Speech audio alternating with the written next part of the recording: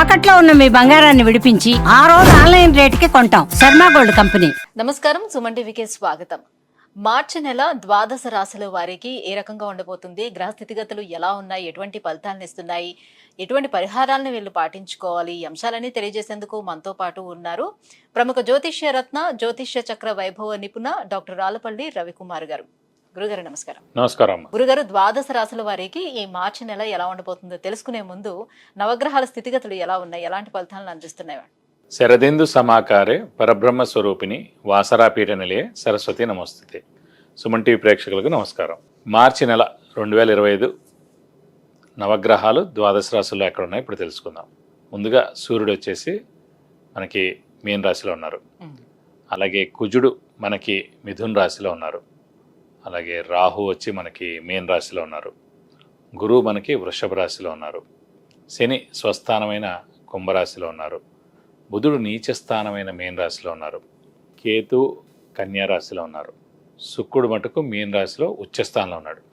కాబట్టి ఒకటి స్వస్థానం శని, శుక్రుడేమో మనకి ఉచ్చస్థానంలో ఉన్నాడు మీనంలో. అలాగే నీచస్థానమైన మీనంలోనే బుధుడు కూడా ఉన్నాడన్నమాట. ఇవి నవగ్రహాలు ద్వాదశ రాశుల్లో మార్చి నెల అంతా ఈ స్థానాల్లో ఉంటాయి. గురుగారు, ఇక మకర రాశి వారికి ఈ మార్చి నెలలో ఎలా ఉండబోతుంది? మకర రాశి అనగానే మనకి ఉత్తరాషాఢ 2, 3, 4 పాదాలు, శ్రవణం 1, 2, 3, 4 పాదాలు, ధనిష్ట 1, 2 పాదాలు, ఈ నక్షత్రాల సమూహం అంతా మనకి మకర రాశిలోకి వస్తుంది. మకర రాశి వారికి మటుకు అత్యద్భుతంగా ఉందని చెప్పుకోవాలి. ఎందుకంటే ముఖ్యంగా పంచమ దశమాధిపతి, యోగకారకుడు, అదృష్టకారకుడు, లక్ ఫేవర్ చేసే గ్రహమైన శుక్రుడు ఉచ్చలో ఉండడం, అలాగే పంచమ స్థానంలో గురువు 100% ఎక్సలెంట్గా బలంగా ఉండడం, అలాగే వెళ్ళిపోతూ ఏలినాటి శని మనకి మార్చి 31 వెళ్ళిపోతాం కాబట్టి ఏలినాటి శని కూడా ఈ నెలతో వెళ్ళిపోతుంది. కాబట్టి వెళ్ళిపోతూ ఖచ్చితంగా మేలు చేస్తాడు. కాబట్టి గత 7.5 సంవత్సరాల నుంచి పడ్డ కష్టాలు ఏ విషయంలో అయినా సరే, నిందలు, అపనిందలు, డబ్బు ఖర్చు, మానసిక ఆందోళన, స్ట్రెస్, స్ట్రెయిన్, అనారోగ్యం, చిన్న సర్జరీలు ఏమైనా జరగడం. ఎందుకంటే కరోనా టైం కరెక్ట్గా అప్పుడే వచ్చింది కాబట్టి ఎక్కువగా మకర రాశి వాళ్ళు ఎక్కువగా ఇదయ్యారు కరోనా ఎఫెక్ట్. కాబట్టి మా మకర రాశిలోకే వచ్చిందన్నమాట ఆ టైంలో కరెక్ట్గా. ఇది కాకుండా చుట్టాలు, ఇంట్లో వాళ్ళతో దెబ్బలాట్లు, భార్యాభర్తల మధ్యన అన్యోన్యత లోపించడం, అనారోగ్యం జరగడం, డబ్బు ఖర్చు అవ్వడం, అప్పులు పెరగడం, అప్పుల వాళ్ళ బెడద తప్పకపోవడం, కొత్త అప్పులు చేయడం, ఇవన్నీ కూడా గత 7.5 సంవత్సరాల నుంచి అనుభవించి ఉన్నారు మకర రాశి వారు. సో అందులో నేను కూడా ఒక బాధితుని అనుకోవచ్చు. నాది మకర రాశి కాబట్టి ఖచ్చితంగా ఈ నెల నుంచి మటుకు మీరు అత్యద్భుతంగా ఉంటుందన్నమాట ఖచ్చితంగా చెప్పగలను. ఎందుకంటే చెప్పగానే గురుబలం ప్రస్తుతం పరిపూర్ణంగా ఉంది. ఏలినాటి శని వెళ్ళిపోయి తృతీయ స్థానంలోకి శని ప్రవేశిస్తాడు.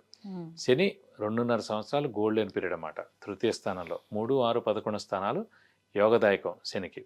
సో తృతీయ స్థానంలో మనకి శని 2.5 సంవత్సరాలు బాగుంటాడు మనకి 1 ఏప్రిల్ నుంచి. కాబట్టి ఖచ్చితంగా చాలా బాగుంటుంది. ఇంకోటి అంటే మే నెలాఖరు దాకా కూడా ఈ మకర రాశికి యోగకారకుడు, అదృష్టకారకుడు అయిన గ్రహం అయిన శుక్రుడు ఉచ్చలో కూడా ఉంటాడు. కాబట్టి గురుబలం, శుక్రబలం ఈ ఏలినాటి శని వెళ్ళిపోతే కూడా చాలా మంచి చేస్తాడని ఖచ్చితంగా మనం చెప్పుకోవాలి. ఇక సంతాన ప్రయత్నాలు ఎంతవరకు ఫలిస్తాయి? సంతాన స్థానం అంటేనే పంచమ స్థానం అండి. సంతాన కారకుడు మనకి గురువు. అలాంటి సంతాన స్థానం పంచమ స్థానంలో సంతాన కారకుడైన గురువు ఉన్నాడు కాబట్టి ఖచ్చితంగా సంతానం లేని వారికి సంతానం ఖచ్చితంగా కలిగేందుకు అవకాశాలు ఎక్కువగా ఉన్నాయి. వివాహాది శుభ కార్యక్రమాలు చేపట్టే అవకాశం? వివాహానికి కూడా కారకుడు గురువే అయ్యాడండి. ఎందుకంటే గురుబలం పరిపూర్ణంగా ఉండాలి. దైవబలం కానీ దైవానుగ్రహం కానీ ఖచ్చితంగా అవి ఉండాలి. సో అలాంటి దైవబలం దైవానుగ్రహం కారకుడైన గురువు మనకి పంచమంలో ఉన్నాడు కాబట్టి ఖచ్చితంగా వివాహం చేసే తీరుతాడు. ఇంకోటి కూడా చెప్తానండి, మకర రాశికి మెయిన్గా మే 15వ తారీఖు దాకే మనకి పంచమ స్థానంలో గురువు ఉంటాడు.